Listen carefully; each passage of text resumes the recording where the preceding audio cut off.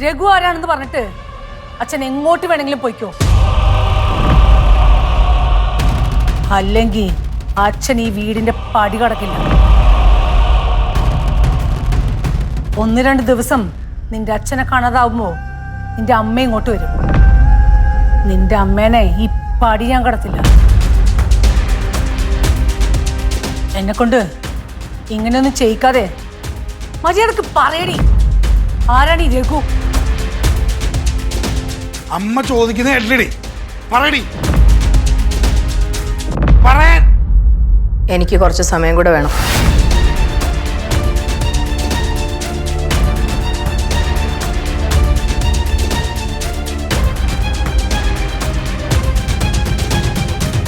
നിന്റെ കളിപ്പിള്ളയാണ് നീ വിചാരിച്ചോ ഈ യശോദ? നീയല്ലേ പറഞ്ഞത് ഇന്ന് രാവിലെ എല്ലാ സത്യവും പറയാന്ന്? അതുവരെ ഞാൻ നിന്നെ ശല്യം ചെയ്തോ? അതെന്റെ മര്യാദ. ആ മര്യാദ നീയും പാലിക്കണം, മനസ്സിലായ? ഞാൻ പറഞ്ഞില്ല അമ്മ, ഇവള് വെറുതെ നമ്മളിട്ട് പൊട്ടം കളിപ്പിക്കുന്നതാണ്. ഇവള് ഒരിക്കലും പറയാൻ പോകണല്ലോ രഘുവായിട്ടുള്ള ബന്ധം എന്താണ്.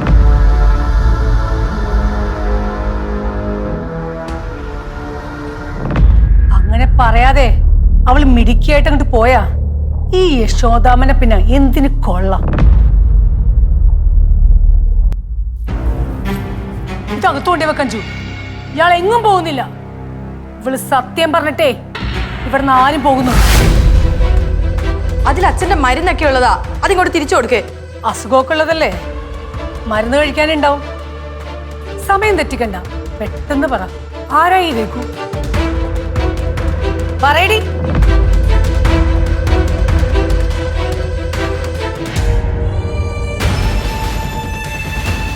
ഇതൊന്നും അവളുടെ അടുത്ത് നടക്കില്ലമ്മ. സ്വന്തം അച്ഛൻ പോലീസ് സ്റ്റേഷനിൽ ഇരിക്കാൻ കണ്ടിട്ട് മനസ്സറിയാത്തവളാണ്. പിന്നെയാണ് ബാഗ് മേടിച്ചു വെച്ചാൽ. അവളനുസരിക്കും. അവള് പറയും രഘുവാരാണെന്ന്. അത് പറയാതെ ഇവളും ഇവളുടെ അച്ഛനും ഈ വീട്ടിൽ നിന്ന് ഒരു തുള്ളി വെള്ളം പോലും കുടിക്കില്ല. അസുഖം വന്നാൽ പോലും പുറത്തു പോകില്ല. ഇവരന്വേഷിച്ച് ആരും അകത്തും വരാൻ പോകുന്നില്ല. എത്ര ദിവസം പട്ടിണി കിടക്കുന്നു കാണാം.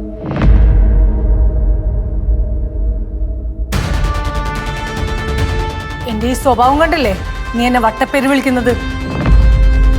അതെ, എനിക്ക് ആ സ്വഭാവം തന്നെയാ.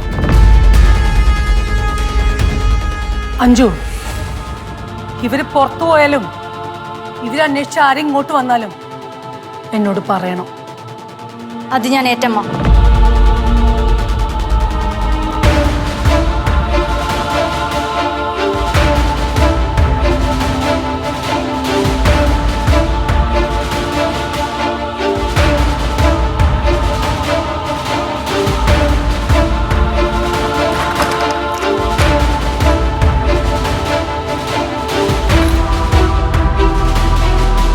ഇനി എന്റെ കണ്ണ് വെട്ടിച്ച് ഇവിടുന്ന് ആരും പുറത്തേക്ക് പോവില്ല.